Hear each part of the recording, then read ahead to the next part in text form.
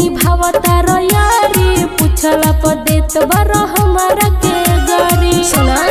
बोला हमारा के छोड़ के निभावता रो यारी पूछला पर हमारा के देत बार गारी अब लगता कि कहल बेकार बा सुना छोरे खातिर तोरा के दीवाना तो यार बा तोरा से रे बेसी अपन दोस्त से प्यार बा छोरे खातिर तोरा के दीवाना तो यार बा तोरा से रे बेसी अपन दोस्त से प्यार बा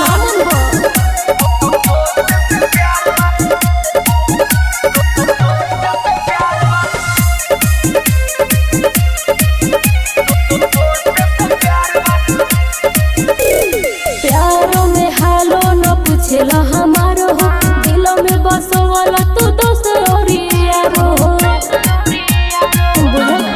अच्छा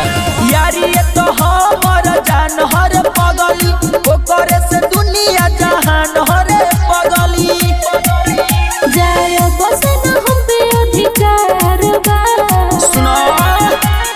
छोरे खातिर तोरा के दीवाना तो यार बा तोरा से रे बेसी अपन दोस्त से प्यार बा छोरे खातिर तोरा के दीवाना तो यार बा तोरा से रे बेसी अपन दोस्त से प्यार बा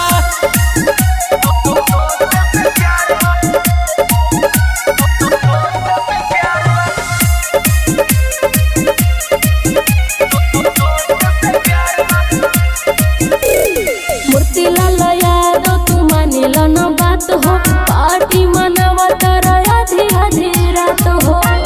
अरे समझो अरे सब समझतनी करीला मोहब्बत हम उनका से दिल से तोरा से रे बेसी भाई यादव अनिल से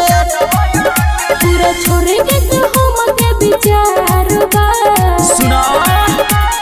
छोरे खातिर तोरा के दीवाना तो यार बा तोरा से रे बेसी अपन दोस्त